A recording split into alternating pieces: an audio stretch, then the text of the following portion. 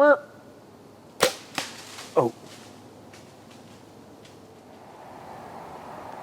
Well, tell me what happened. I just blew it.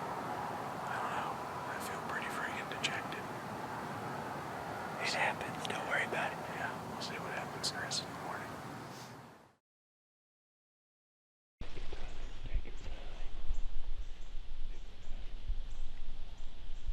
morning. Merp.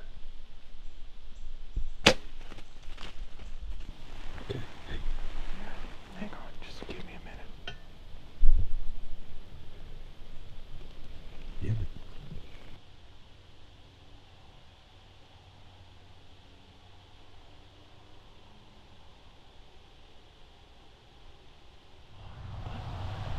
Kind of frustrated, or not kind of, incredibly frustrated. Right afterwards, I feel like every time something like that happens, you learn. And then you go take a shot like that and feel like you haven't learned anything at all. Even if I did judge the yardage incorrectly, and, I'm lasering it, my arrow's at 30 yards, but even at that, you kind of get that feeling. I mean, whether or not it's justified or whatever, but whether it's because you're shooting too quick, you're moving, you're not holding through your shot, or you're just, judging the yardage incorrectly, makes you feel like, why do you even come out here? Don't you owe the animal a little bit more than that if that's the best you can do?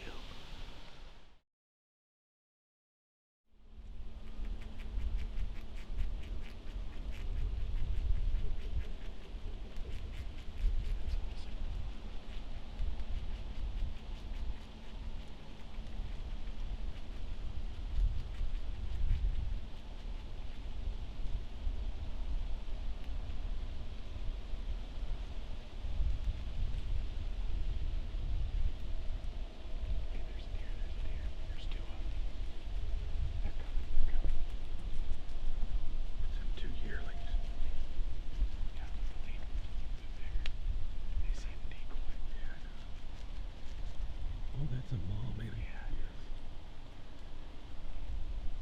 Let's see what she does.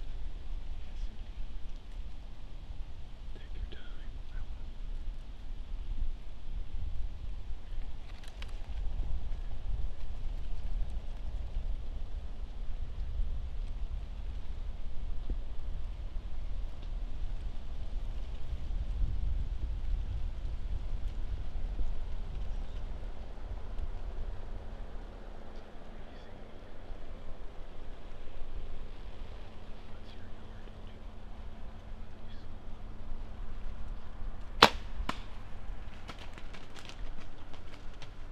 There you go.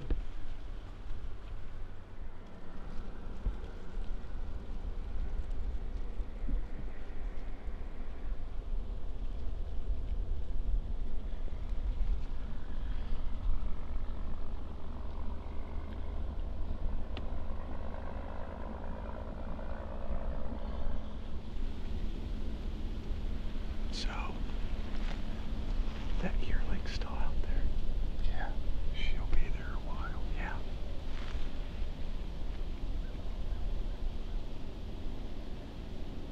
I am absolutely stoked.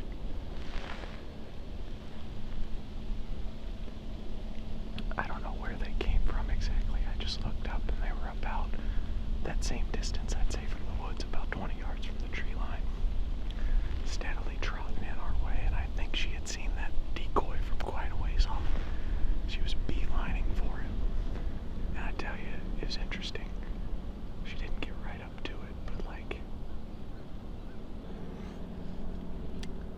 she comes trotting into that decoy, and it was cool, man. I think they kind of bought it. She didn't spook at it. She was, kind of trying to figure it out, but she came right into the thing. Well, she was working to get downwind of it like they would, right? Yep, she was. And they didn't spook at it or anything like that. Also cool because we were downwind of her and we weren't making noise, but it completely took any attention away from us that don't ever even looked this direction.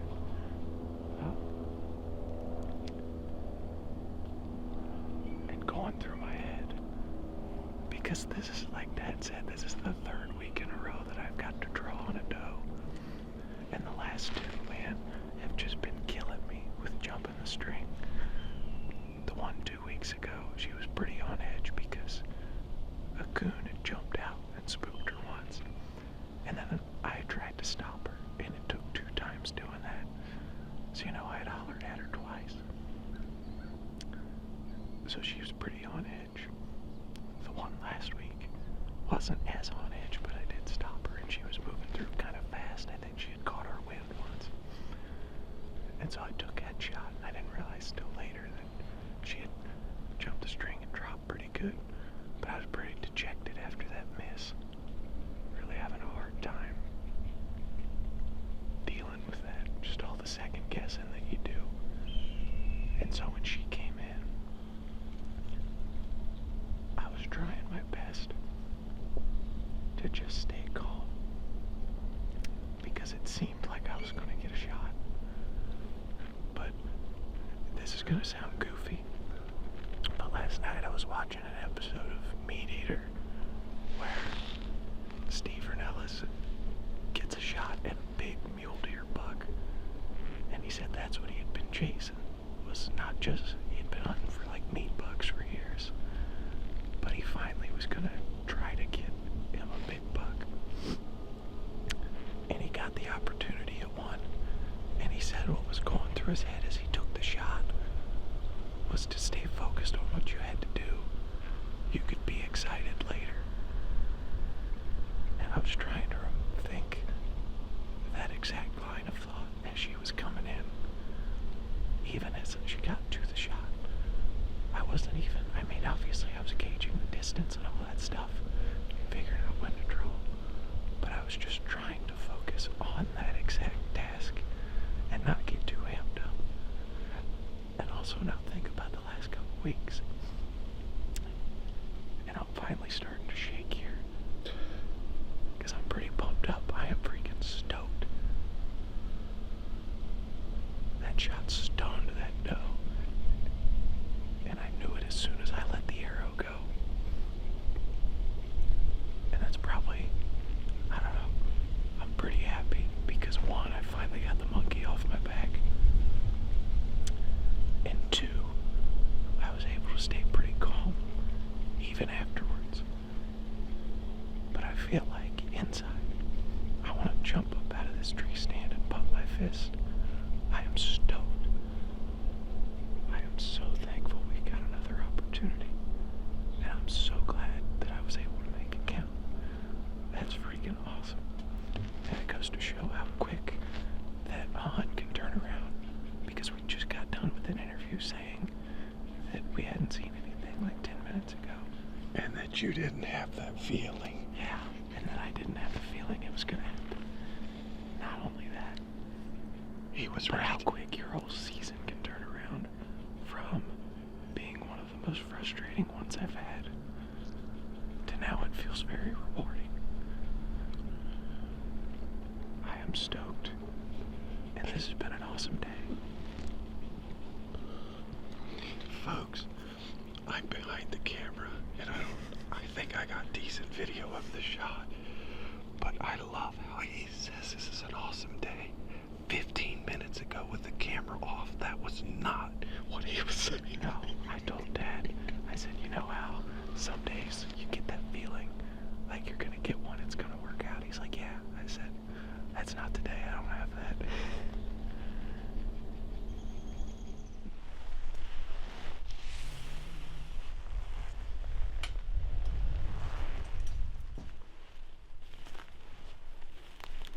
I head to where I think I hit her, where the blood was. What's weird is I look up through here. We got that drop of blood. Obviously, we know where the deer is. Mhm. She was laying right up there. Well, you're here at impact, so. Yeah, there's a little bit. Not a ton. Oh, it's gonna be. Right there. Look there. Oh yeah. Yeah. Yep, we got a bunch there. There. All through there. Oh, yeah. There you go. There you Yep. go.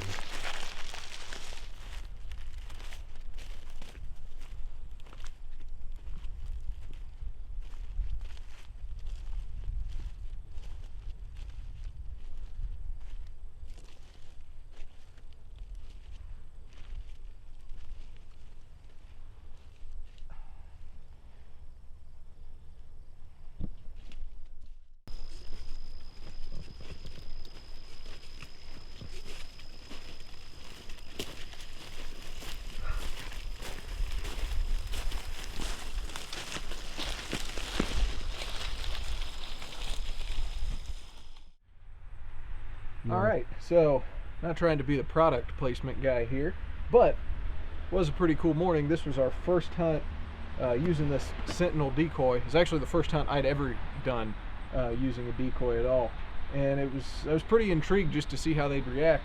You know, you can walk around it, and it's cool that it looks like a deer from all the different angles, but you don't know how they're going to react to it. So I was kind of hoping we would see something, even if it was, you know, maybe a younger buck or something, just to see what their reaction was. And it was pretty neat. You know, they kind of came right into it. It seemed like as they were coming down the tree line, there was this doe and a yearling that they were kind of making a beeline right for it. And they got a little closer and sort of slowed up, but it wasn't like a spooked sort of thing. They were just kind of slowing down, trying to get downwind of it and check it out. But it's pretty interesting. They stayed calm the whole time. She never fled, and they came right up to the point of it. And were able to get the shot on her. And I think actually part of why, and you'll see in the video, the yearling that came in with her stayed for quite a while after this one had died in the field, and it never got spooked or ran away or anything. And I think part of that might have been one, because obviously she didn't know what was going on and didn't have anybody to lead her anywhere, but two, I think she thought there was still a deer sitting in the field pretty calm. So I think that might have helped put her at ease, because she ended up just bedding down about 10 feet away from where this one had died and hung out there for probably 45 minutes or an hour. So yeah, again, not trying to be the placement guy, but just talking about what happened when we used this thing, and it was pretty neat to see. It appeared to be pretty effective today. So yeah, that was definitely cool. Definitely something that I'll be willing to try again. Gasket hand, and it sure worked out. So I am super thrilled. She ended up being a little bit bigger than we thought she was, even once we got up to her. But yeah, super excited. I'm super thankful to get another opportunity at one, and that was able to work out. Thanks to Dad for working the camera today. It went from a frustrating morning to a super exciting one real quick. And that's kind of what I was talking about it there and out in the field when I was waiting on Dad to come back with the game card. Like, man, it's crazy how quick, like, you know, not only in all the stuff, the last couple weeks I've kind of sucked. Those have been two of the more frustrating weeks for me deer hunting. And I shouldn't say they've sucked, because they've been super great. Seen a lot of deer and had 2 opportunities at shots, which is something, there's a lot of years I've had where I don't get to even draw back. So to have that, I'm really fortunate. I should be keeping a better perspective on it. But to have it kind of not work out, you know, you just kind of question even your abilities, I guess, and what you're doing. It's kind of frustrating, but that's part of the deal. These are not easy animals to take. They are pretty wily, and most of the time they beat you. So when you are fortunate enough to get out here and take one, it makes it that much more special. And it's crazy how quick that turns around from being super frustrating to all of a sudden just, you know, a season's worth of stress that's happened in 2 weeks. You feel like the king of the world. You're like, man, I smoked her. So this was a super awesome hunt. I'm very thankful for her and for this whole day, and Dad was able to get off work, and thankful to my job for having every other Friday off.